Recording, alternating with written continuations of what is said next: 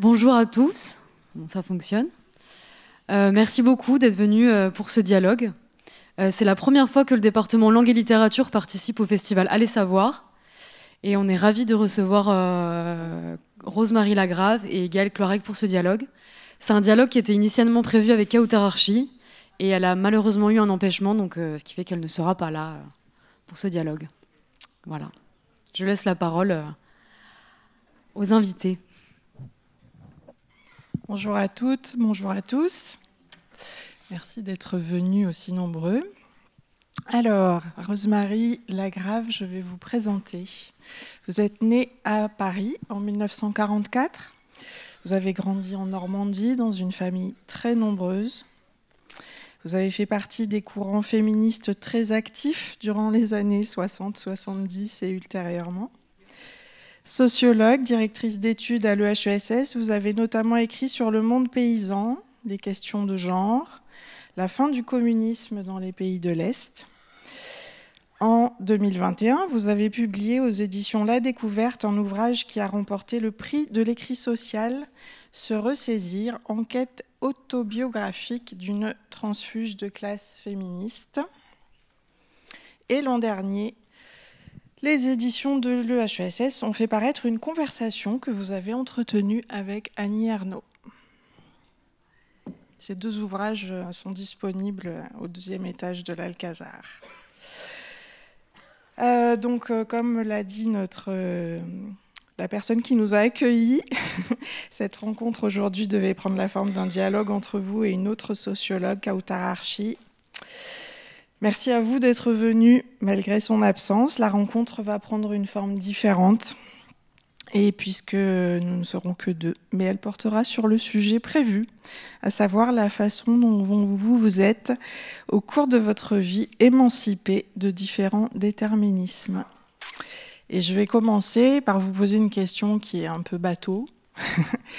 Cette 5e édition du Festival Allez savoir a pour thème les désobéissances. Qu'est-ce que ça vous inspire ? Je prends ça. Bonjour à toutes et à tous. Je suppose que vous êtes... C'est dommage que Kautar ne soit pas là. C'était un dialogue que je devais avoir avec elle et je suppose que beaucoup d'entre vous sont venus pour elle. Non, bah, si, quand même.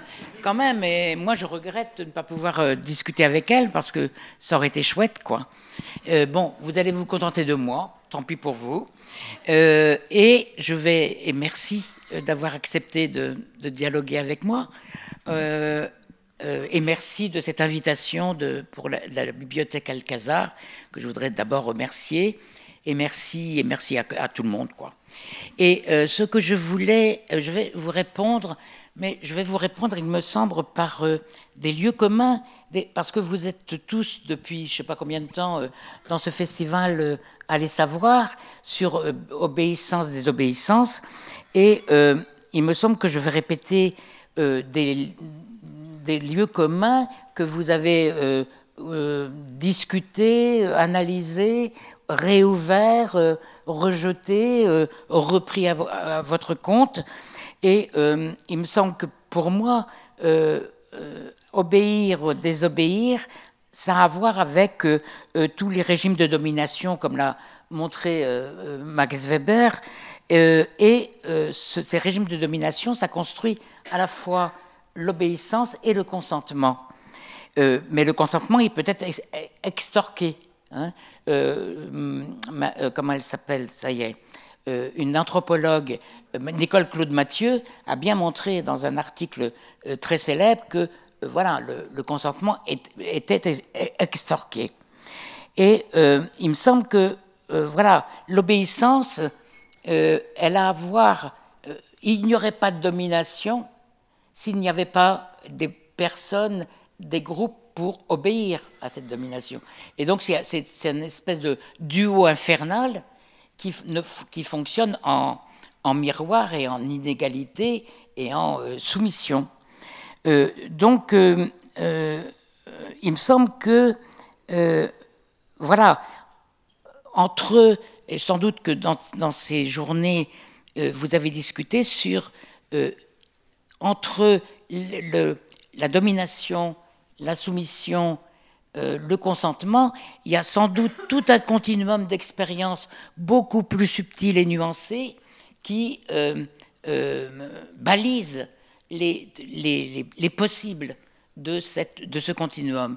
Moi, il me semble que mon parcours de transfuge de classe a été soumis souvent, je pourrais le qualifier au moins dans mon enfance de classe, comme dirait Bernard Lahire, par la soumission, par l'obéissance. Par l'obéissance, mais pour répondre d'abord à votre question, il me semble que le problème de l'obéissance et donc de la désobéissance, dans la conjoncture politique actuelle, c'est pas rien. On est sommé, me semble-t-il, d'obéir à une fraction de la classe politique qui a désobéi aux conditions constitutionnelles, juridiques, je ne sais pas quoi, en sorte que ceux qui nous représentent ont trahi, si j'ose dire, et nous soumettent à un régime d'obéissance estorquée, pour le coup. Et ça, voilà. Donc, il me semble qu'en ce moment, réfléchir sur l'obéissance, l'insoumission, c'est pas rien. Et que c'est pas seulement une réflexion. Il me semble que ça doit se concrétiser dans des actes pratiques pour justement, ne pas céder à ce déni démocratique. Mais je dirais que le thème de l'obéissance, ça me replonge dans mon enfance et dans mon adolescence, parce que l'obéissance était vue comme une vertu qui était à la fois le prolongement, ou plutôt l'actualisation de la religion catholique, obéir, et en même temps, on ne remettait pas en cause, je ne remettais jamais en cause la légitimité d'obéir. En sorte que, il me semble que dans toute mon enfance, j'ai été soumise aux ordres, et en revanche, il me semble que je ne sentais pas que j'obéissais. C'était tellement incorporé que je ne sentais pas que j'obéissais, sauf lorsque justement je désobéissais. Là, la sanction et la punition qui étaient dans ma famille des punitions de châtiment physique, mais aussi d'humiliation, vous faisait sentir combien l'obéissance était l'ordre qu'il fallait suivre. Et ça vous donne une logique qui une prédisposition à obéir et à vous soumettre à des ordres que vous voyez comme légitimes dès lors que, comme c'était dans mon enfance, c'était à la fois le catholicisme et l'appropriation familiale de cette religion dans ma famille. Voilà, donc ça m'inclinait ça me prédisposait à m'incliner devant les puissants. Vous diriez que cette culture familiale, alors peut-être que vous pouvez nous expliquer un peu plus en précision en quoi elle a consisté, ça vous a conduite plus tard dans votre existence à vous soumettre à certaines injonctions dans d'autres contextes ? Ben, c'est pas aussi linéaire que ça, parce que ce que j'ai essayé de montrer dans mon livre, c'est que autant cette culture familiale où il y avait travail, famille, religion, heureusement il n'y avait pas patrie, mais déjà ça fait beaucoup ce triptyque. Comment ça se fait qu'il n'y ait pas eu patrie ? Et pourtant, mon père était vraiment très conservateur, très de droite traditionnelle. Donc, pour lui, je pense que Patry, il l'aurait pas, il pouvait le dire. Mais moi, j'ai conscience que dans la culture familiale, il y avait vraiment religion, travail, et j'ai oublié le troisième, je vous l'ai dit, et famille. Oui, et famille. Et donc, c'était vraiment très articulé, en sorte que cette culture nous obligeait non seulement à obéir, et surtout pas à désobéir, mais aussi à mettre au centre de la vie familiale le travail.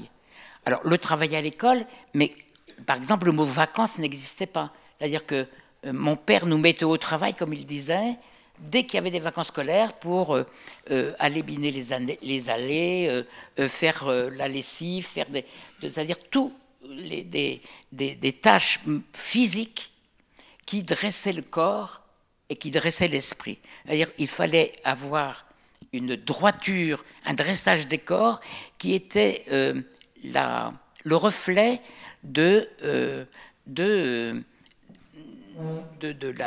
la rectitude morale que mon père voulait.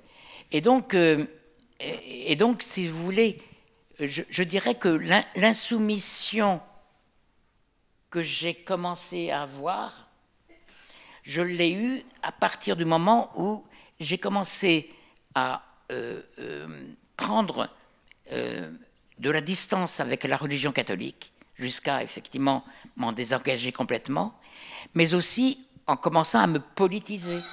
C'est-à-dire, ce sont mes amis, le savoir universitaire, le militantisme politique et féministe qui m'ont ouvert des portes et des visions alternatives à la soumission. Comment est-ce qu'on se distancie vous employez l'expression catholicisme panoptique. Comment est-ce qu'on réussit à se distancier de quelque chose qui environne notre croissance et qu'on a intériorisé? Alors, quand le chapitre du bouquin qui s'appelle « Un catholicisme panoptique », c'était un peu un coup d'œil à Foucault, c'était pour essayer de montrer que l'œil de Dieu, diffracté dans l'œil de mon père, quadrillait absolument tout l'ensemble du temps et de l'espace, à la fois de la maison et le temps ritualisé catholique. Et donc, rien n'échappait à l'œil de mon père, qui, je le dirai peut-être tout à l'heure, qui était tuberculeux, malade, et qui donc était dans la salle commune, sur un lit, et regardait tout. Hein. Et donc, pour nous, c'était la figure de Dieu sur terre, d'une certaine manière. Et donc, ce catholicisme tout à fait traditionnel que nous avons eu dans un petit village de 300 habitants où le curé nous apprenait un catéchisme qui était le béaba, même pas le béaba, que dis-je, qui était, je ne sais pas, un erzat de je ne sais pas quoi, mais qui nous incitait au merveilleux aussi, avec les images et des choses comme ça. Lorsque j'étais au lycée, ce catholicisme a pris un tour beaucoup plus rationnel, avec un aumônier qui était de gauche, comme on disait, catho de gauche, et qui nous a permis de commencer un premier militantisme, en tous les cas politisation, au moment de la guerre d'Algérie, de la guerre du Vietnam. Donc c'était pour moi, c'est passé par le catholicisme. Et puis le désengagement du catholicisme, il est venu à la fois par une espèce de rationalisation des vertus, j'allais dire, vous voyez, des vertus qui me semblent importantes, comme faire attention aux autres, la solidarité, et ça, ça pouvait se remplacer par des vertus sécularisées. Et donc, j'avais j'ai reconverti toutes les façons dont le catholicisme essayait de nous donner l'amour du prochain par l'attention aux autres d'une façon sécularisée. Mais j'y pense parce que sans doute vous avez lu Le Prophète rouge de Julie Pagis. Et en lisant ce bouquin absolument génial, j'ai repensé à un épisode qui m'est arrivé. Bien après, enfin pas près, en 1964, j'ai fait un jeûne à Rome avec Lanza del Vasto, qui a été avec Gandhi et qui était non violent. Et c'était un jeûne de femmes internationales pour obtenir un statut d'objecteur de conscience, alors qu'il y avait des objecteurs de conscience qui étaient emprisonnés après, qui avaient refusé d'aller faire la guerre d'Algérie. Et Lanza del Vasto, qui était une figure, alors pour le coup, charismatique, ce charisme qu'il avait et qu'il a eu sur moi m'a complètement dégoûté du catholicisme. Je me suis dit, mais au fond, ça n'est qu'un pouvoir charismatique, mais un pouvoir humain. Et quand, à la fin de ce jeûne, alors que j'avais déjà fait des étapes de rationalisation de la religion que j'avais acquise, là, il y a une espèce de, comment dire, de lucidité qui m'a désengagé complètement du catholicisme. Mais on a l'air de dire, bah oui, bon, elle s'est désengagée, elle n'est plus catho du tout. Mais il nous reste des choses. C'est-à-dire que c'est les autres qui souvent m'ont dit, mais la manière dont tu te conduis avec les autres, c'est des restes de ton catholicisme. C'est pas vraiment ça. Je pense que, comment dire, on a incorporé un certain nombre d'attitudes envers les autres. C'est-à-dire l'oubli de soi pour regarder les autres, pour donner, voilà, qui font que, voilà, le désengagement ne veut pas dire que des dispositions incorporées ne sont pas encore à l'œuvre.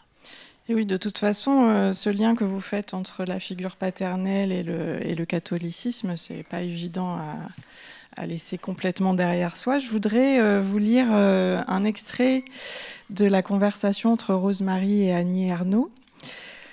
En écrivant « Je », contre toute attente, je me suis aperçue que je tenais tête à mon père. Mon père répétait à l'envi ce précepte. Parmi tous les enfants, je ne veux voir aucune tête qui dépasse, constituant ainsi la fratrie en groupe indistinct et indivisible. Dire « je » est une insoumission à cette règle, à la fois libératrice et incommode, avec cette interrogation lancinante. Et si ce livre était une manière de m'extraire de cette fratrie? Qu'est-ce que ça vous évoque, ce passage? Ça m'évoque que c'est marrant parce que quand on écrit, à un moment donné, et y compris la sociologie, il y a quand même ça reviennent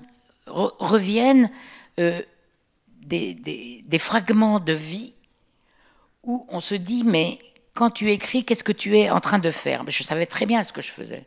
J'essayais de faire une sociologie d'une pente ascensionnelle de ma famille sur 4 générations, et en même temps, j'écris ce livre et je dis « je ». Or, comme vous l'avez dit, mon père nous disait toujours « je ne veux voir aucune tête qui dépasse ». Sur 11 enfants, vous imaginez. Donc, celui ou celle qui essayait d'avoir une individualité, on nous disait « tu es une orgueilleuse et il faut aller te confesser. Tu es orgueilleuse ». Et en écrivant ce bouquin, j'ai dit « mais ma tête dépasse ». Et il est publié, le livre. Il y a une publicité. C'est-à-dire que j'ai osé, pour le coup, tenir tête à mon père et dire « oui, ma tête dépasse, mais tu ne vas pas me la couper pour ça. Je ne suis pas une orgueilleuse. Je fais mon travail. Et ce travail, voilà, c'est celui-là. Mais en même temps, je me dis que par rapport à mes frères et sœurs, ce n'est pas forcément tout à fait clair que je n'ai pas, que j'allais dire, que j'ai commis une faute par rapport au diktat paternel de jamais voilà, mettre la tête en dehors de la fratrie. Quand vous dites ce n'est pas tout à fait clair, dans leur tête à eux? Moi, je pense, oui, dans leur tête à eux, parce que de quel droit et pourquoi je me suis donné le droit de parler d'une famille qui leur appartient aussi, et de quel droit j'ai été contre la vie paternelle. À propos de votre fratrie, dans ce Ressaisir, vous évoquez les solidarités au sein de votre fratrie. Et ça prend la forme d'une socialisation horizontale qui s'opposerait à la socialisation verticale des parents. Est-ce que vous pouvez nous expliquer un peu ce que vous entendiez par là? Oui, bon, c'est un peu tout bête ça. C'est-à-dire que, au fond, l'obéissance, la socialisation à l'intérieur de la famille, elle venait des parents vers les enfants. Ce que j'appelle, c'est bête de dire socialisation verticale, mais c'est ça. Voilà.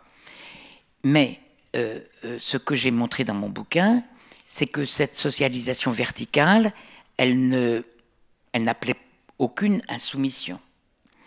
Et que c'était tellement difficile,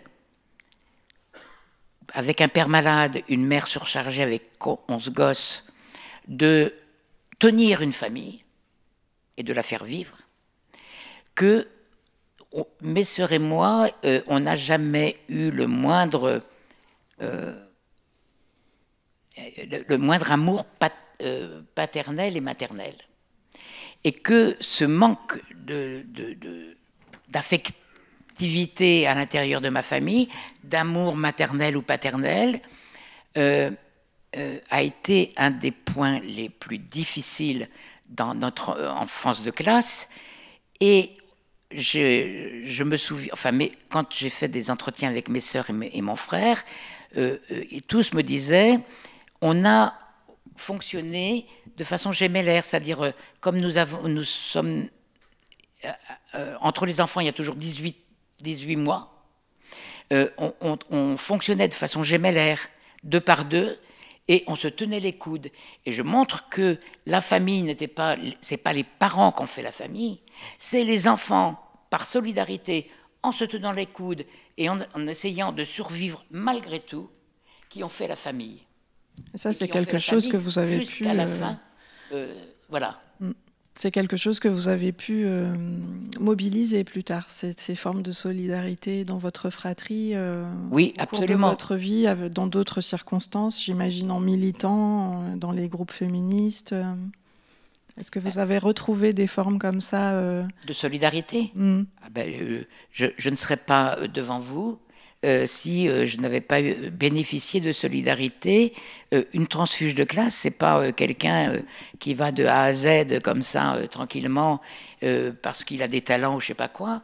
On ne peut faire une ascension sociale que avec des alliés d'ascension, comme dit Paul Pasquali qui est dans la salle.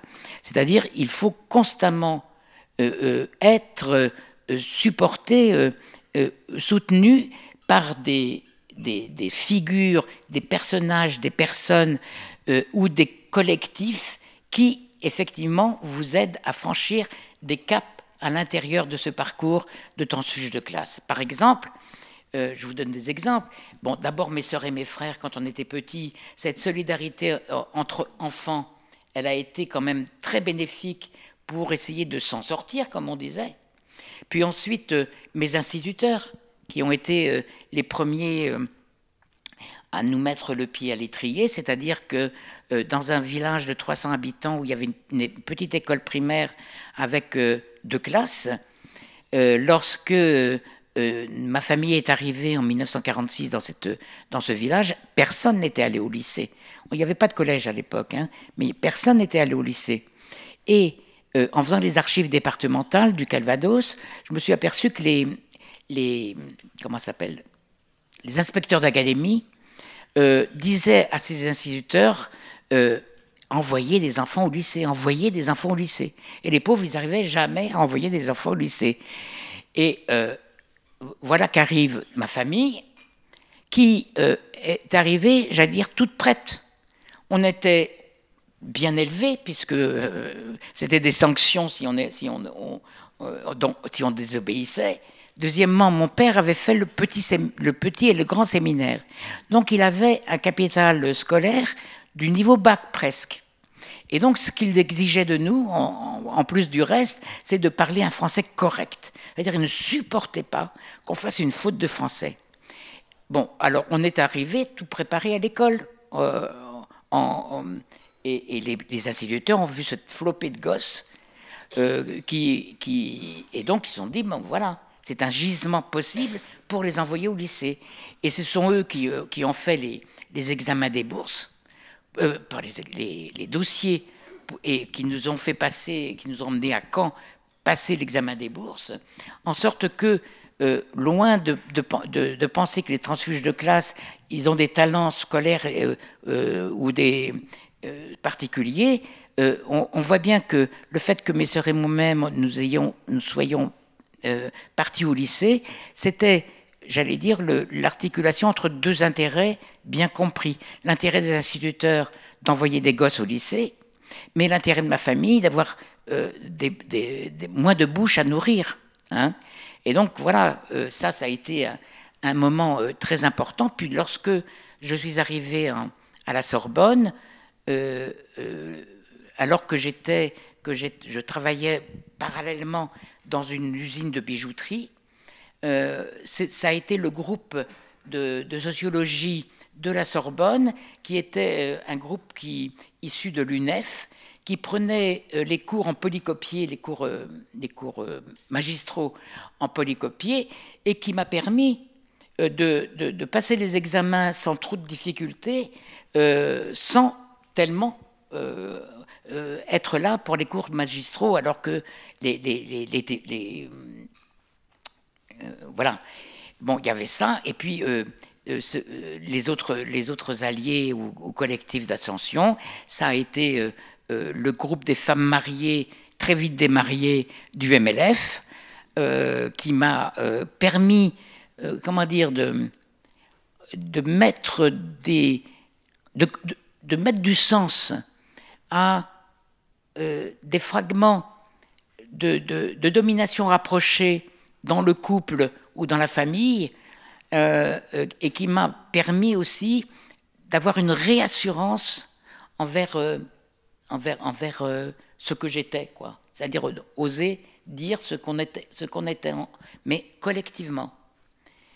Et puis il y a eu ensuite, à l'école des hautes études, le groupe d'histoire des femmes, avec Michel Perrault et Arlette Farge, qui ont été pour moi un point très important.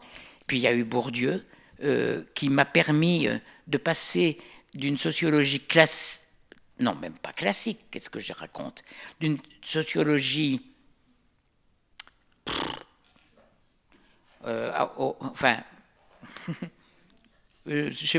sans éclat et sans, je sais pas comment dire, à une sociologie critique et une sociologie, qui m'a ouvert non seulement méthodologiquement, mais surtout des approches pour voir que effectivement le monde était pétri d'inégalités, mais et d'inégalités multiples et variées, et de domination et de soumission, bien sûr.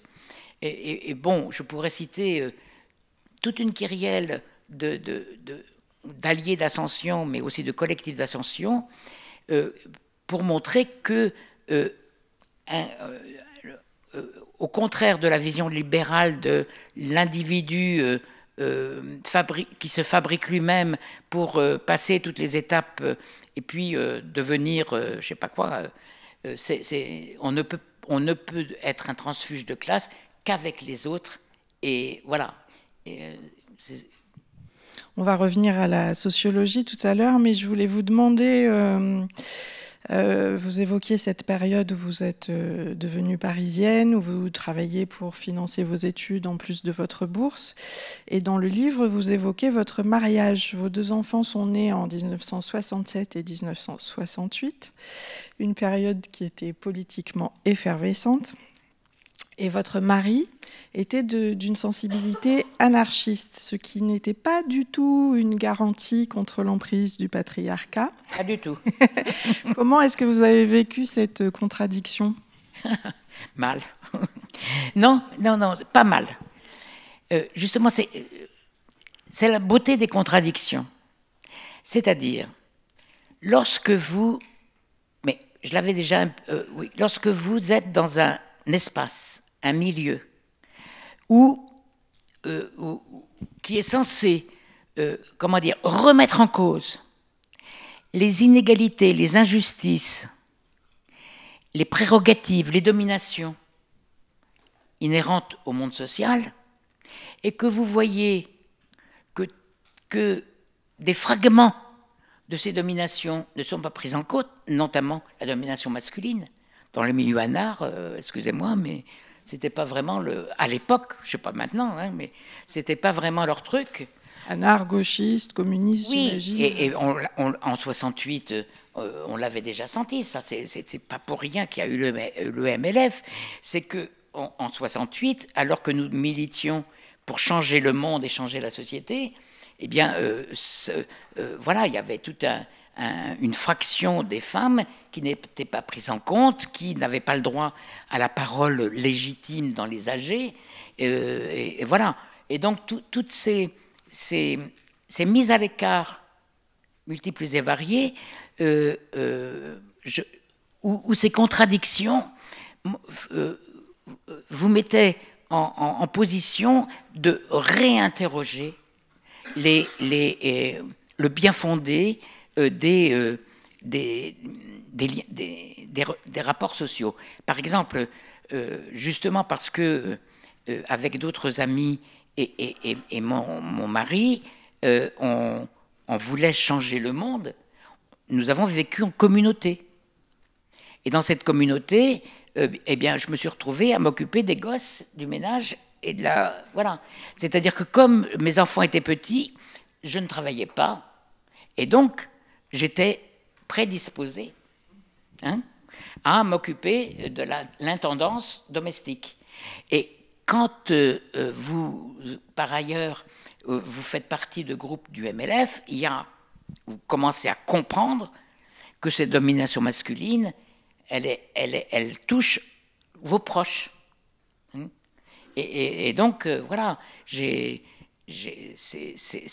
toute cette réflexion, et cette réflexion collective. Je ne serais jamais parvenue toute seule à remettre en cause ce qui apparaissait dans mon enfance, chez mes parents, comme une division du travail sexuel normale. Les femmes au foyer et l'homme rapportant le salaire. Et donc, c'est collectivement... Enfin, la vertu du collectif où on pense avec les autres et contre soi-même, c'est vraiment formidable. Et c'est comme ça que j'ai réussi à me départir de... et c'est douloureux. On ne se sépare pas de quelqu'un comme ça. Hein. Mais à l'époque, dans ce groupe des femmes mariées qui ont été encore une fois démariées un an après, presque toutes d'ailleurs. Toutes ont divorcé. Toutes ont divorcé un an après. Et ce qu'on essayait de montrer, de faire, c'est qu'on n'était pas dans la revanche ou on essayait de vivre et d'essayer de mettre en place d'autres rapports sociaux. Par exemple, je me souviens très bien qu'on essayait de travailler sur la jalousie. Parce que, comme vous avez dit, en 68, il y avait une expérimentation, si vous voulez, de multiples rapports sociaux et amoureux et sexuels. Et finalement, beaucoup d'hommes, j'aime pas ce mot profiter. À les circonstances, et je veux dire, faisait que on nous opposait de femme à femme. Hein? C'est-à-dire, si vous étiez avec quelqu'un, une autre venait, et au fond, on était mis en concurrence. Eh bien, ça, on travaillait là-dessus, en disant, mais non, hein, on ne veut pas tomber là-dedans. Vous voyez? Et est-ce qu'à l'inverse, vous mettiez les hommes en concurrence? Je pense que oui. Je pense que oui, mais c'est pas la même concurrence, hein, c'est dissymétrique quand même. Eh oui. Le pouvoir, il n'est pas là. Il n'était pas là. Il n'était pas de notre côté. Vous écrivez qu'être féministe, c'est se préparer à lutter toujours. Vous écrivez, c'est une façon d'être inlassablement critique, dérangeante, répulsive. Et ça, c'est dans le chapitre « Comment je suis devenue féministe ». Et plus loin, sur le fait de vieillir, donc ça c'est à la fin de votre ouvrage, vous évoquez la distance subversive que donne la chance d'être vieille. J'aimerais bien vous entendre là-dessus. Je ne suis pas sûre d'être totalement d'accord avec ce que j'ai écrit. Alors, au début, qu'est-ce que vous avez dit? Alors, comment je suis devenue féministe? Oui, je voulais un peu dire. Du chapitre. Je peux un peu dire, c'est vraiment la domination rapprochée, hein, qui m'a fait devenir féministe, mais pas seulement, parce que pas seulement, qu'est-ce que je raconte? Ça c'était important, mais il y avait militantisme, bien sûr, pour la contraception, pour l'avortement, toutes les manifestations que nous avons faites, mais aussi, dans ce groupe des femmes mariées, on servait surtout des étudiantes et des universitaires. Et donc, on a commencé déjà à travailler sur comment essayer de mettre en place, sinon des théories, des approches en sciences sociales. Hein.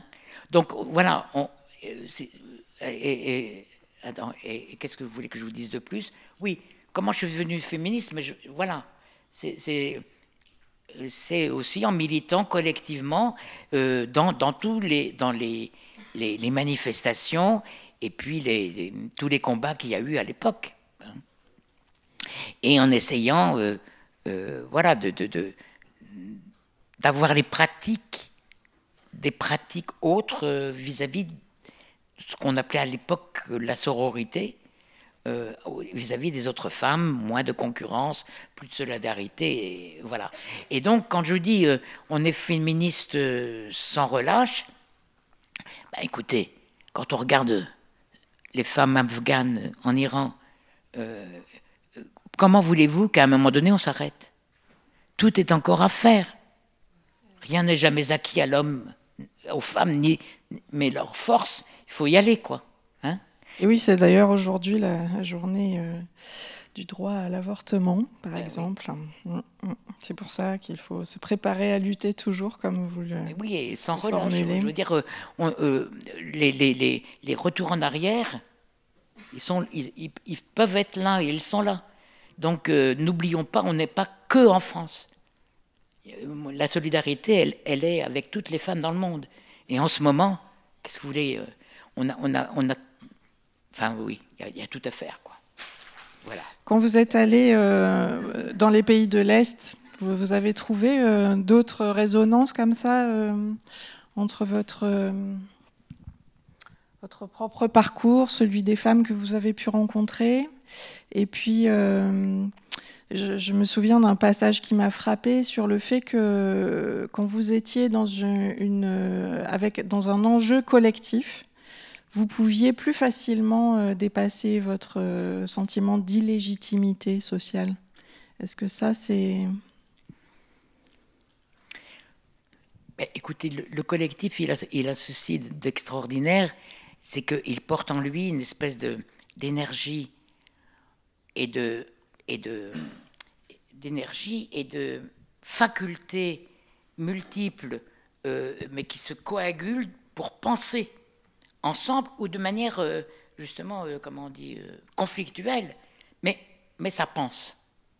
Et c'est ce qui, moi, m'a donné la possibilité de faire des pas en avant dans l'élucidation du monde social, des injustices qui fomentent ce monde social et qui permettent à la fois de situer les points d'ancrage là où se passent les injustices et de lutter contre cela. Je ne sais pas si j'ai répondu à votre question là. À côté de la une réponse. Je crois. La question commençait par les pays de l'Est. Voilà, les personnes que vous avez pu rencontrer. Non, ce que j'ai fait, oui, mais ce que j'ai fait dans plaidoyer pour l'Europe centrale, c'est tout autre chose. C'était après 1989 d'aller dans ces pays pour essayer de mettre en place des sens sociaux renouvelés, puisque le dogme dans ces pays, c'était une espèce de, non pas du marxisme, hein, parce que souvent c'était absolument pas du marxisme, mais quelque chose d'édulcoré dans le genre, voilà. Et donc, à l'école des hautes études, on avait fait des ateliers dans tous ces pays où mes collègues allaient tous les mois essayer de remettre à l'endroit une pensée, une manière de faire des sciences sociales qui comprennent pas seulement des théories fumeuses, mais du terrain, des terrains. C'est-à-dire que quand vous arriviez dans ces pays, on disait non, faites-nous de la théorie. Alors c'était Derrida, c'était Foucault, il fallait, voilà. Mais surtout, il ne fallait pas emmener les étudiants voir un marché, aller dans un îlot des meubles. Non. Et donc, voilà, on a bouleversé cette manière de faire pour partir d'une analyse des quartiers, des espaces, du monde tel qu'il est dans une ville ou dans les campagnes, et de les faire réfléchir à partir de ça. Ça m'amène à une des questions que je voulais vous poser, parce que vous avez, vous, une expérience et une analyse de la domination, donc de classe, de genre, etc. Comment ça s'articule, cette expérience qui implique votre corps, votre mémoire, vos émotions, et la théorie, les outils avec lesquels vous travaillez dans votre discipline, la sociologie? Vaste question, hein. Comment dire? Il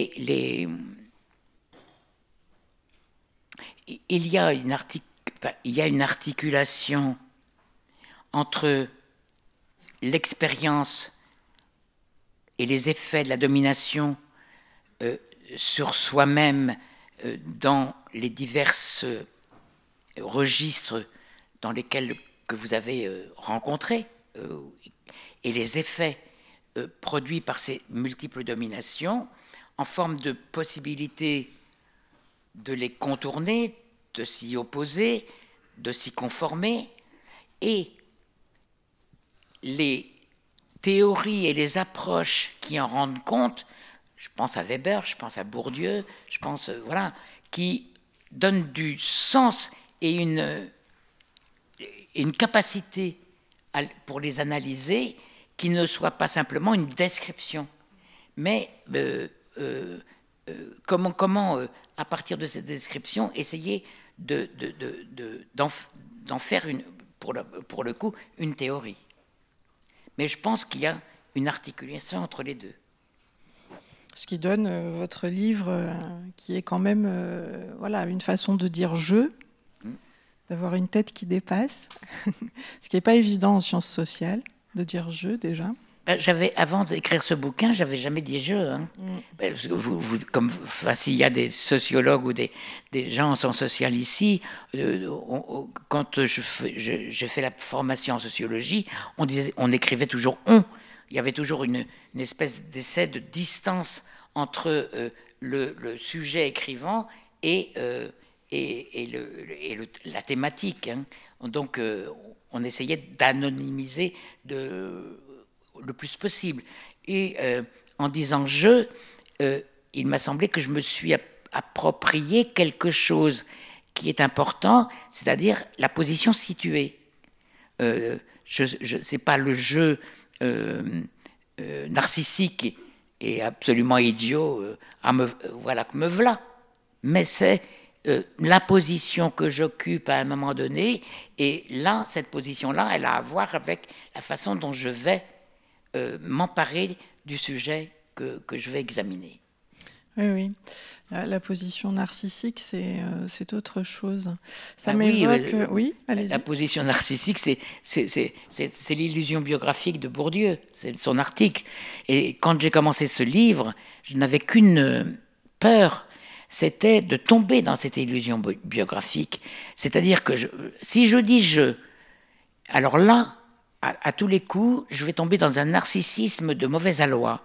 Et c'est pour ça que j'ai voulu faire une enquête sur ma famille et sur moi-même, parce que c'est donc de passer par des matériaux empiriques que tout le monde pouvait regarder par ailleurs, c'est-à-dire des archives familiales, les archives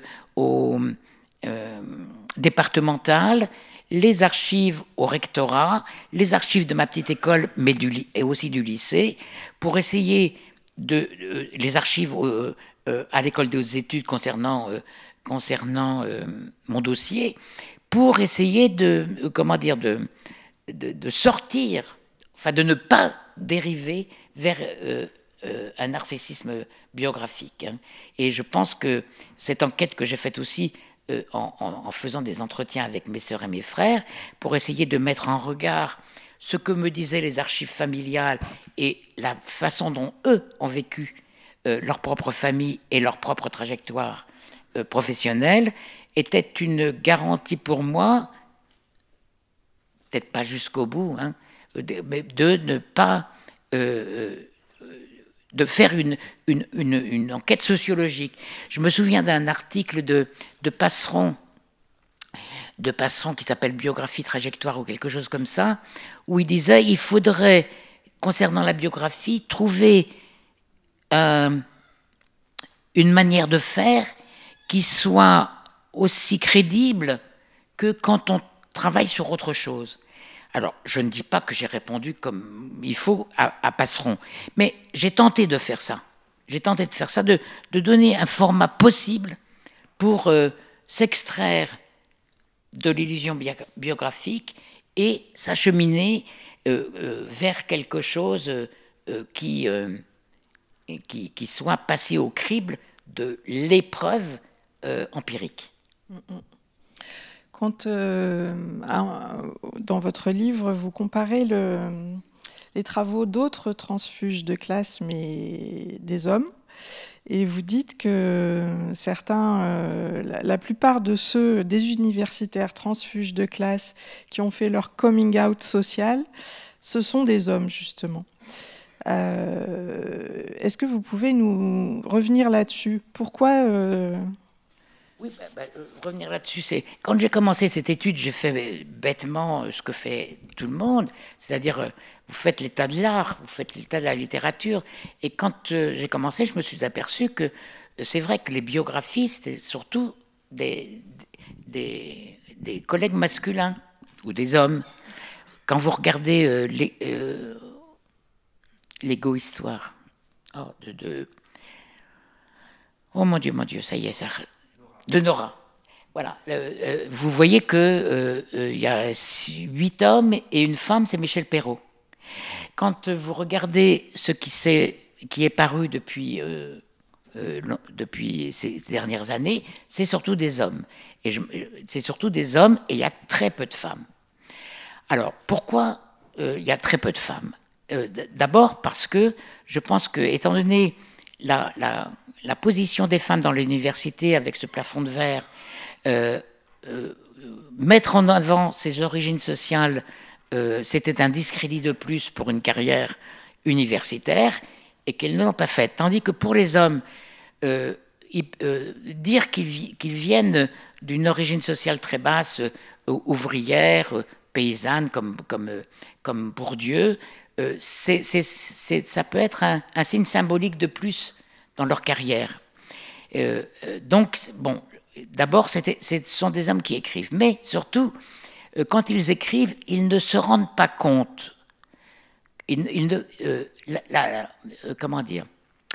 La priorité analytique qu'ils donnent à la classe sociale les empêche de voir que leur genre a des effets sur leur trajectoire. Par exemple, Bourdieu, il dit à un moment donné, dans son esquisse pour une auto-analyse, qu'il a une grande amplitude de déplacement. Ben oui, il a une grande amplitude de déplacement, mais il ne voit pas que c'est dû en partie au fait qu'il est un homme. Que cette amplitude de déplacement, quand on regarde les transfuges de classe femmes, elle est vraiment rétrécie. Et oui, parce que vous, quand vous avez entamé votre thèse, on vous a dit, c'est Germaine Tillon, si je ne me trompe pas, que vous ne pouviez pas partir sur le terrain puisque vous étiez mère de 2 enfants, c'est bien ça ? Voilà, c'est ça. Elle avait raison en plus. Hein. Mais elle m'avait demandé de faire une thèse sur les femmes divorcées répudiées dans les bidonvilles autour d'Alger. Mais avec 2 enfants, je ne sais pas ce que j'aurais fait. Hein. Mais bon, oui, et alors, qu'est-ce qu'il faut que je dise là ? Rien de spécial. Oui, non. Voilà, ce que je voulais dire, c'est les hommes transfuges de classe ne s'aperçoivent pas que leur genre est une ressource positive, alors que les femmes, c'est plutôt une ressource négative. Et j'observe qu'en plus, ceux qui ont pris la part, qui ont écrit sur leur parcours, l'ont fait de façon beaucoup plus précoce, à un âge beaucoup plus précoce que les femmes qui le font à la retraite. Une fois qu'on ne risque plus rien. Et moi la première, hein, en plus. Moi la première. Donc voilà, ce que je voulais dire par là, c'est que quand vous chaussez des lunettes à double foyer, le genre et la classe, et bien sûr avec l'intersectionnalité, la race, l'âge et tout ce que vous voulez, bien évidemment, vous voyez autre chose. Hein, et que, alors qu'on pourrait s'attendre que les transfuges de classe qui ont fait l'objet de difficultés dans leur parcours soient plus attentifs à des discriminations autres que le mépris de classe. Or, ce n'est pas le cas. C'est-à-dire qu'il faut ramener constamment aussi les effets de genre. Finalement, votre thèse, vous l'avez faite avec Placide Rambaud. Et dans un chapitre, vous décrivez sa façon de travailler avec les étudiants, donc qui étaient les petites mains de la recherche. Et vous décrivez aussi la façon dont vous avez pu vous extraire de sa sphère d'influence, qui était une emprise forte. Et vous vous êtes autorisé à aller voir ailleurs, à assister à d'autres séminaires. Comment ça s'est passé, cette émancipation ? Alors il faut se remettre dans le contexte des années 70, 75, y compris à l'école des hautes études. Nous n'avions pas seulement dans mon labo, moi je suis rentré à l'école des hautes études au centre de sociologie rurale. Mais tous les labos, c'était rare de voir que les chercheurs ou les chercheuses étaient autonomes ou choisissaient leur thème de travail. Dans mon centre, il faut se remettre aussi dans ce contexte où la recherche était guidée par des programmes de financement qui dépendaient du plan. Donc, c'était des recherches collectives et on rentrait dans la recherche, dans des recherches collectives, sans jamais pouvoir dire, tiens, moi j'ai envie travaillé là-dessus. Et dans le centre de sociologie rurale, c'était Placide Rambaud qui trouvait les recherches, et nous participions à une recherche collective sans jamais avoir notre mot sur l'analyse même des résultats. Et petit à petit, ça a été, mais pas seulement pour moi, pour plein de collègues à l'école des hautes études, pesant.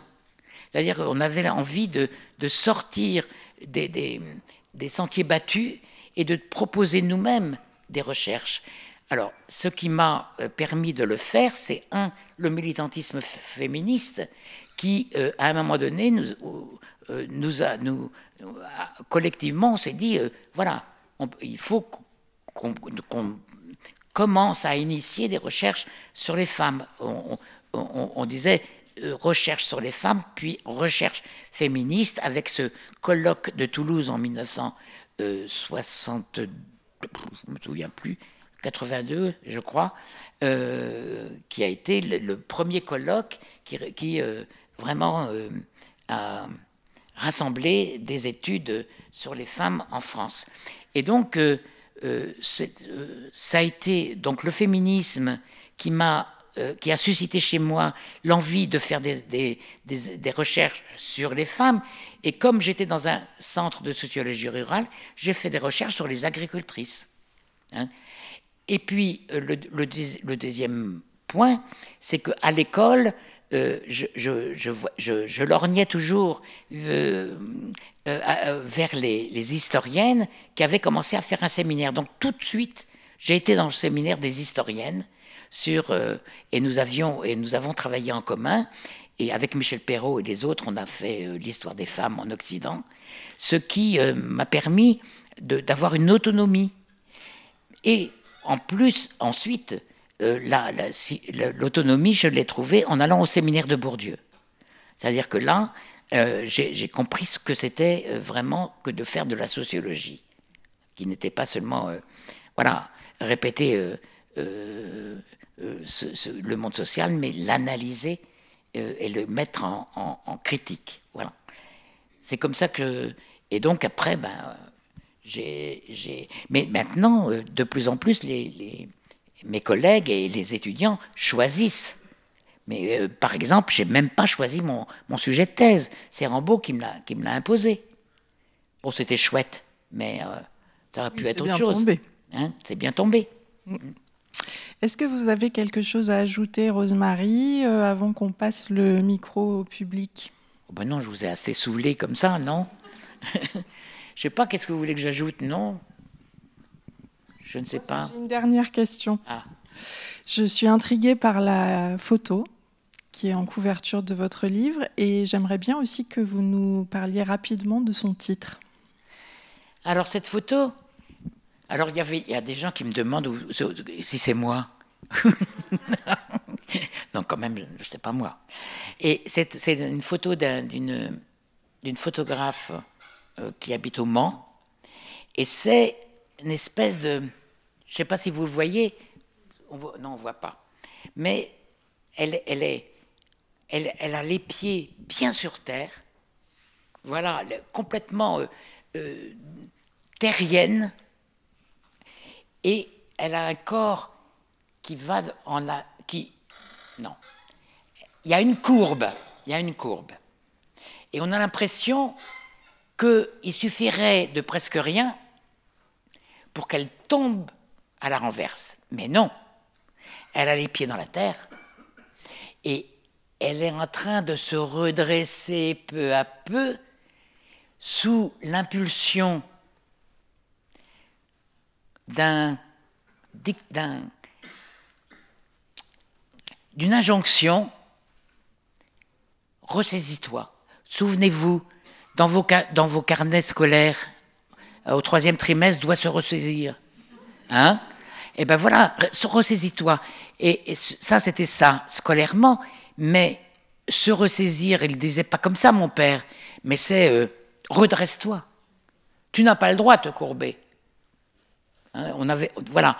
Et donc, se ressaisir, c'est aussi ressaisir mon parcours, revisiter un parcours en essayant d'en tirer quelque chose, pas pour moi, mais pour tous ceux et toutes celles qui n'ont pas de chance, qui ont des chances improbables de faire des études et de sortir des conditions qu'on leur a données a priori.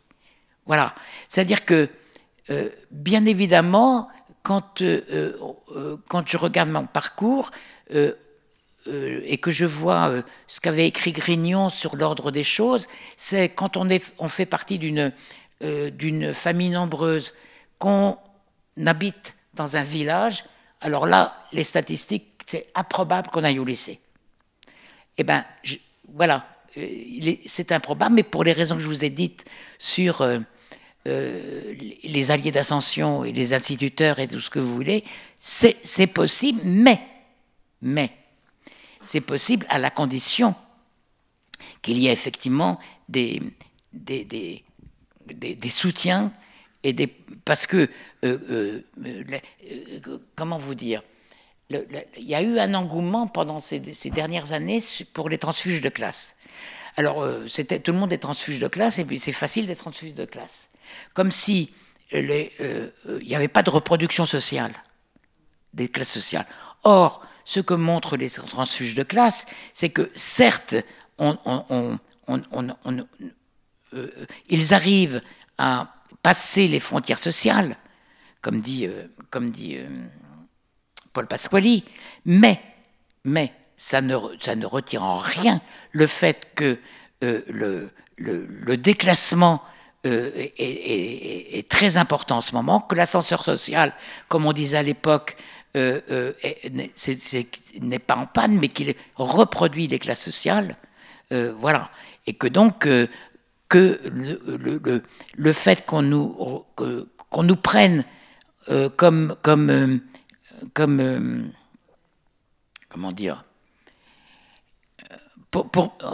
comme cas pour dire, ben vous voyez, c'est facile de passer d'une classe à l'autre, hein, il y a du jeu, ben non, il y en a très peu, et les transfuges de classe ne sont pas donc d'autre part, les transfuges de classe ne sont pas tous issus de qualifications scolaires.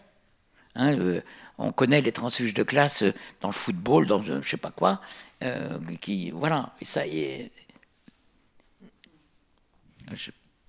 Merci beaucoup, Rosemarie Lagrave. On va passer le micro. Je ne vois pas. Est-ce qu'on passe le nôtre? Ah, voilà.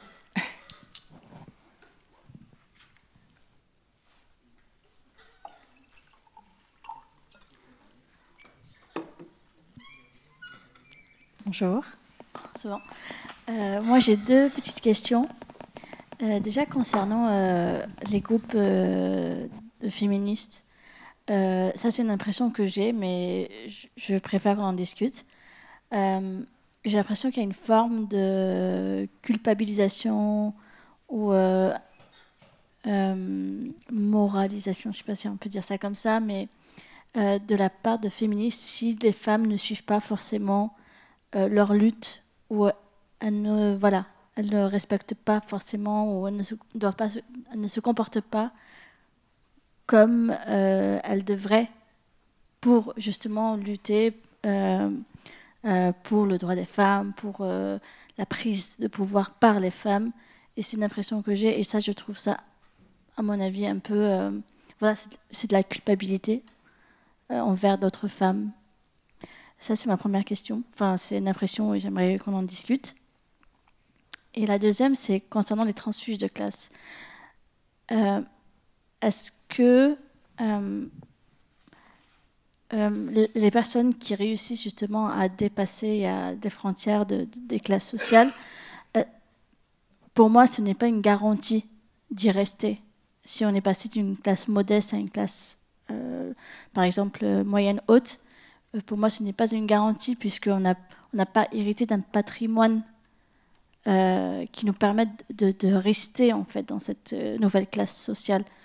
je peux comprendre que si on donne naissance à des enfants et qu'on leur transmette, comme dirait Bourdieu, voilà, un capital culturel, etc., eux, ils peuvent continuer à faire perpétuer en fait leur installation, on va dire, dans cette classe sociale. Mais les gens qui viennent d'arriver, qui ont réussi à dépasser ça, ce n'est pas une garantie finalement, parce que s'il y a un contexte compliqué, ils peuvent forcément peut-être régresser et repartir de là où ils étaient. C'est aussi une question que je me pose. Merci. Alors la première question, si j'ai bien compris, vous vous élevez contre le fait que le féminisme serait une Bible et que on ne peut pas déroger à quoi que ce soit. Je pense que, enfin, ma vision du féminisme est exactement le contraire. C'est-à-dire qu'il n'y a pas un dogme intangible, mais au contraire des espèces d'ajustements constants, à la fois aux circonstances, à la fois au groupe, à la fois aux personnes et au combat. Et donc, il y a des déclinaisons multiples et variées, y compris, ça, on en a des échos dans la presse et dans les mouvements actuels, sur des féminismes de racisés, de féminisme islamique. Donc vous avez des déclinaisons de féminisme très très très divers. Ce qui pose la question justement de compréhension, alors que dans ma génération, on avait l'impression que le féminisme occidental était le seul. Or, il nous a donc cette diversité de façons d'envisager l'émancipation des femmes, elle est très diverse. Et y compris dans le féminisme occidental. Quand vous voyez, par exemple, la façon dont on envisage la laïcité dans le féminisme français, par exemple, je ne suis pas du tout d'accord avec Caroline Fourest sur le voile et la laïcité. Vous voyez ? Donc même dans le féminisme dit occidental, voilà. Mais je pense que le féminisme, il a compétence comme d'autres à être universel. C'est-à-dire, il ne faudrait pas faire des partitions qui fassent qu'on ne puisse plus se comprendre de féminisme à féminisme, si j'ose dire. La deuxième que vous m'avez... Ah oui. Est-ce que quand on a passé des frontières sociales et qu'on est arrivé dans une classe sociale dite supérieure à celle de la classe d'origine, on s'y maintient? Pas forcément. Il peut y avoir des accidents biographiques comme la maladie qui font que vous pouvez être déclassé. C'est le cas de mon père. Mon père avait réussi, par rapport à ses parents, à être dans la toute petite bourgeoisie. Pof, tuberculeux, licencié du jour au lendemain, déclassement. Alors, dans mon cas, je pense que le capital scolaire que vous avez acquis au moment de cette trajectoire vous donne des ressources qui ne sont pas à tous les coups susceptibles de vous maintenir dans une classe, mais du moins, oui, c'est ça. Du moins, à mon époque, ça donnait une assurance de trouver du boulot, ce qui n'est plus du tout le cas. Et donc, vous avez raison. Ce n'est pas parce qu'on passe on intègre une classe sociale supérieure. Je suis d'accord avec vous. Ce qui rend encore plus problématique le fait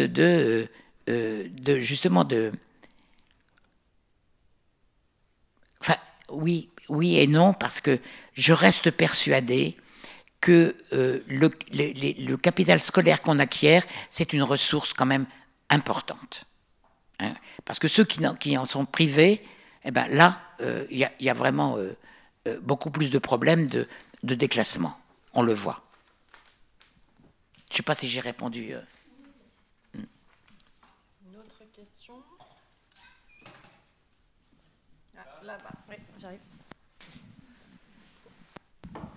Oui, une petite question et un commentaire. Une question, Rosemary, c'est Jordan. Pierre Jordan, nous sommes collègues. Oui. Alors, salut. Bonjour, ça me fait très plaisir de te voir. Bon, on verra ça après. Je te vois pas, mais oui, c'est pour ça. Donc, je me suis identifié. Donc, il apparaît très clairement, et dans l'ouvrage, et dans ce que tu en dis ici, que la religion, on pourrait dire très brièvement, a été structurante jusqu'à l'âge jeune adulte. Hein. Or, la représentation tout à fait externe, hein, j'insiste là-dessus, du catholicisme ou du christianisme que j'ai, personnellement, c'est une religion qui prône l'amour du prochain, etc. Et tu as eu cette formulation qui est tout à fait, que j'ai trouvé extraordinaire, en ce sens que tu as dit qu'il n'y avait pas eu d'amour dans cette famille, ni amour père paternel, ni amour maternel, dans une famille qui se présentait comme extrêmement rigoriste quant à la conception du catholicisme, puisque tu avais dit il y avait Dieu, le Père, allongé dans la salle principale, si j'ai bien compris. Donc là, il y a une contradiction interne, comme on aurait dit à notre temps. Comment as-tu géré ça? Et est-ce que ça expliquerait cette déprise, peut-être, plus facilement opérée plus tard? Voilà. Alors ça, c'était la question. Ensuite, un commentaire général sur l'ouvrage qu'il faut absolument lire, hein, publicité absolument gratuite, mais fondée en ce sens qu'il ne faudrait pas non plus que le terme autobiographie soit, disons, décourageant, parce que c'est surtout pas de l'égo-histoire, où dans l'égo-histoire, il y a beaucoup d'égo et très peu d'histoire. Hein. Il faut bien le dire. Donc c'est un grand ouvrage de sociologie sur un parcours singulier qui est le tien. Voilà. Et c'est ce qui a fait la richesse incommensurable de ce livre. Merci. Ah, tu es gentil. Alors. Objectif. Mais sur. Ah oui, mais tu mets le doigt sur quelque chose que je n'ai pas vu comme ça. C'est-à-dire qu'effectivement, prenez l'amour dans le catholicisme, l'amour de Dieu, l'amour du prochain. Mais quand je dis que le catholicisme que pratiquaient mes parents était une appropriation de leur part du catholicisme, ils ne se sont pas appropriés cet amour-là pour les enfants. C'est vrai. Mais oui, c'est ça. C'est-à-dire que je pense que... Alors là, je vais un peu loin dans des hypothèses. C'est-à-dire que j'ai eu l'impression qu'ils étaient dépassés par leurs enfants, par le nombre d'enfants, par la pauvreté, par la nécessité économique, et que donc ils ont pratiqué une religion qui n'était que des rites et que une tradition, sans en prendre l'esprit. Vous voyez, tu vois ce que je veux dire? Sans en prendre l'esprit, c'est-à-dire que pour eux, c'était, comment dire, une façon facile d'avoir un manuel d'éducation, le catholicisme. Il n'y avait pas de Françoise Dolto à l'époque, et ben on prenait le catholicisme tel que, voilà, pour Bible éducative. Et donc, est-ce que ça fait partie d'un des éléments qui ont fait le désengagement du catholicisme? Je ne crois pas. Parce que c'est bien après que je me suis... Enfin, c'est sur le moment où on a souffert d'un manque d'amour dans l'enfance, mais c'est pas pour ça que le désengagement du catholicisme a été pour moi très rationnel. Très rationnel. C'est-à-dire, alors peut-être que psychanalytiquement, c'est le cas, hein, mais pour moi, ça a été très, très, très rationnel, c'est-à-dire une espèce de reconversion séculaire des vertus qui étaient soi-disant catholiques. Je dirais un humanisme, j'aime pas ce mot-là, mais voilà, justice, solidarité. amour du prochain, qui était la solidarité, la fraternité, la sororité, hein, la justice surtout, et la reconnaissance de l'autre. Si je peux ajouter quelque chose, moi j'ai beaucoup apprécié les pages que vous consacrez au catholicisme, parce elles apportent de la nuance. Et j'ai trouvé aussi que c'était par moments très touchant, notamment je me rappelle d'un passage où vous accompagnez votre frère aîné qui est autiste au pèlerinage de Lourdes, et où en fait vous désobéissez pour lui. Et je trouvais ça intéressant que ce soit justement à Lourdes, le temple du conformisme catholique, que se passe cette... Oui. Mon frère aîné est décédé depuis, mais il était autiste. Et ce qu'il voulait, c'était aller à Lourdes. Donc je suis allé à Lourdes avec lui. Et ce qui est intéressant dans le catholicisme, c'est que le catholicisme et la maladie et l'autisme, le catholicisme pour lui a été une façon non médicale de soigner sa maladie. Je m'explique. L'autisme est caractérisé entre autres par une ritualité des journées, des rites de la journée, tout ce que vous voulez.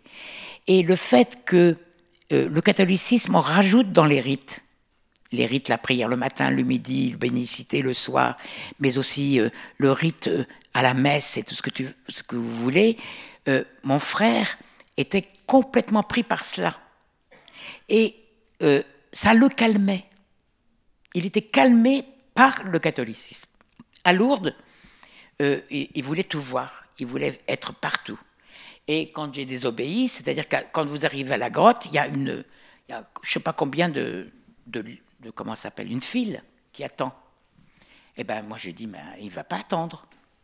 Donc j'ai retiré les trucs, et voilà, je l'ai mis devant avec son fauteuil roulant. La même chose dans la basilique, on me disait, ah mais il faut le mettre là, et lui il disait, je veux l'évêque. Pof, j'allais vers l'évêque. J'avais pas le droit, mais je le faisais. Parce que dans ce cas-là, je veux dire, le plus important, c'est pas la loi ou l'obéissance, c'est le fait d'aller jusqu'au bout de quelque chose qui fait partie de la cure de sa maladie et de son rite. Ouais, voilà. Donc désobéir, là, c'est pas désobéir, c'est faire en sorte qu'il soit heureux. C'est parti. Ben voilà. Je pense qu'il faut désobéir pour que les gens soient heureux. Ben en ce moment, je vais vous dire, c'est ce qu'il faut faire. Ça ferait une excellente conclusion, mais peut-être qu'on prend encore une question ou deux avant de libérer la salle. Merci. Bonjour. Moi, j'avais deux questions. La première, c'est est-ce que vous pouvez raconter votre expérience du MLF ? Et la deuxième question, parce que vous avez évoqué que vous avez 2 enfants, et donc je me demandais, est-ce que vous avez transmis votre féminisme à vos enfants ? Si oui, comment ? Et si oui, comment ils ou elles, je ne sais pas, se le sont réappropriés ? Merci. Alors, comment j'ai vécu le MLF ? Ben, écoutez, c'était une époque extraordinairement effervescente, heureuse, qui moi, m'a rassuré sur le fait... vous savez, j'étais dans une famille où il y avait 9 filles. Après, au lycée d'Étain, pourtant, c'était que des profs, c'était pas mixte, que des profs femmes, que des élèves femmes, et vraiment, j'en pouvais plus des femmes. Tous les milieux féminins, je pouvais plus. Il me semblait qu'il n'y avait que les milieux masculins qui étaient désirables, parce que dans la littérature, on voyait que tout ce qui était désirable, c'était fait par des hommes. Et donc, j'aurais pu être antiféministe incroyable. Hein. Et donc, il a fallu, donc, c'est par expérience que je suis devenue féministe. Et cette période m'a permis de me réassurer sur... les femmes, c'est pas seulement, des êtres inférieurs, il y a quelque chose qui, lorsqu'on est ensemble, donne une espèce de puissance d'agir, de puissance de réflexion, de puissance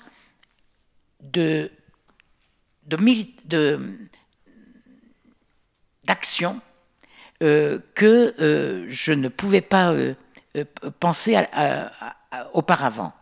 Donc, si vous voulez, ça a été un moment très important pour moi, même si à l'intérieur des groupes féministes de l'époque, il y avait des dissensions, des conflits entre les groupes féminitudes de comment elle s'appelle, ça y est,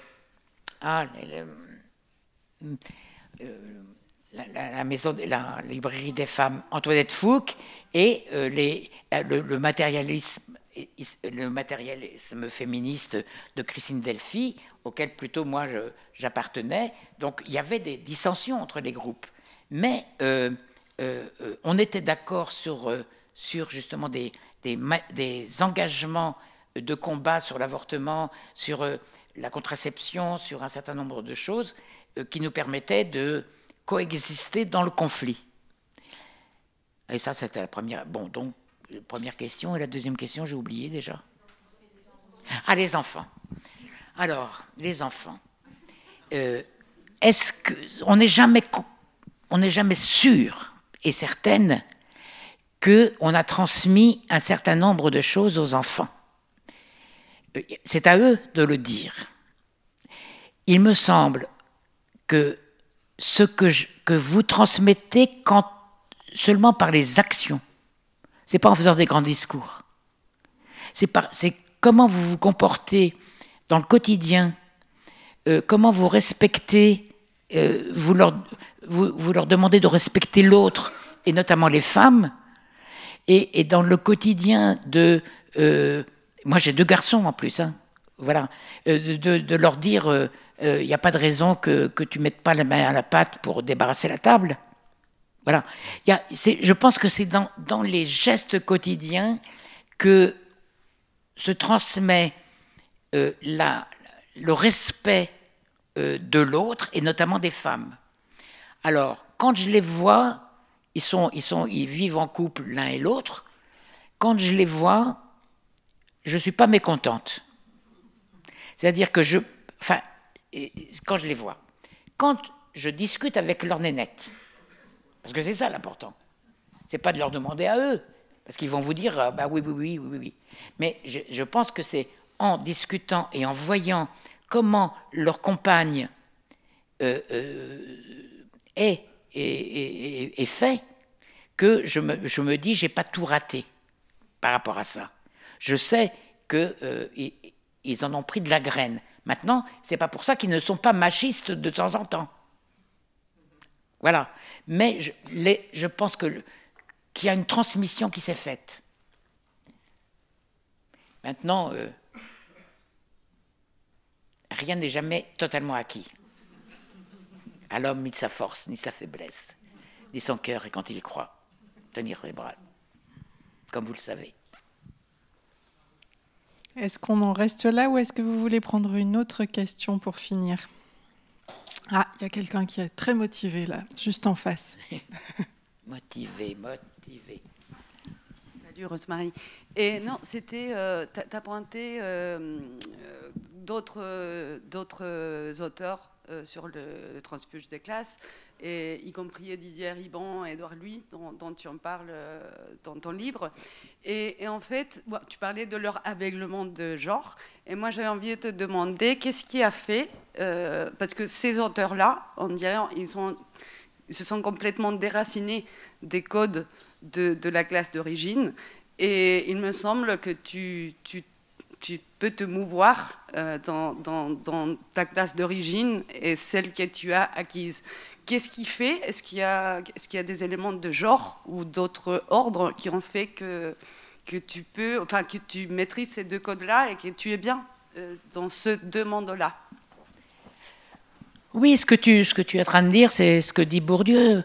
Quand on est transfuge de classe, on a un habitus clivé. Eh bien, moi, j'en ai pas d'habitus clivé. Alors, pourquoi? D'abord parce que, je n'ai jamais totalement je ne suis jamais totalement partie de ma famille, pour des raisons que vous avez devinées. Mon père était malade, ma mère ensuite mon frère aîné, en sorte que j'allais, c'était pas aller régulièrement, mes sœurs et moi, nous sommes allés là-bas pour y travailler, pour faire le care de mon frère aîné, et voilà. Et donc je revenais constamment dans ce village et dans ma famille, tant et si bien que je transportais en moi un fragment de la famille, en prenant et en laissant, et en même temps j'étais dans une autre classe sociale, plutôt entre guillemets intellectuelle, mais petite bourgeoise, si j'ose dire, mais où, quand vous arrivez dans une autre classe sociale comme ça, moi j'étais étonné, je me suis dit, mais au fond, elle n'était pas si désirable que ça, cette classe sociale. Même l'école des hautes études, c'est un monde aussi fait de concurrence, de préséance, un monde de l'entre-soi, et ça, on n'en a pas envie. Et deuxièmement, donc voilà, il y a une désillusion, un désenchantement. Mais surtout, mon engagement militant, politique et féministe m'interdisait de reprendre à mon compte les objectifs bourgeois de la classe où je suis. Je la critique, je ne veux pas en être comme ça. Objectivement, j'en fais partie. Mais j'essaie, autant que faire se peut, de lutter contre cet accaparement par cette classe sociale. Voilà, je ne veux pas me faire totalement happer par ça, même si, objectivement, j'en fais partie. Voilà, c'est comme ça que j'ai quand même réussi à échapper un peu à cette emprise de la nouvelle classe sociale sur moi.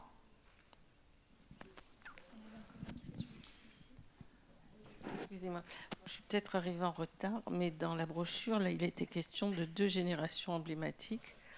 Donc la vôtre de la politisation du MLF et celle aux prises avec le réchauffement climatique et les violences subies par les animaux comme par les humains dans un monde qui n'en finit pas d'être post-colonial.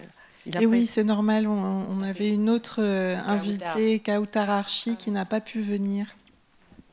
Voilà, on va s'arrêter là, je pense, pour les questions. Merci beaucoup, Rosemarie. Non, merci à vous. Merci à vous tous d'être venus. Merci à l'Alcazar pour son accueil.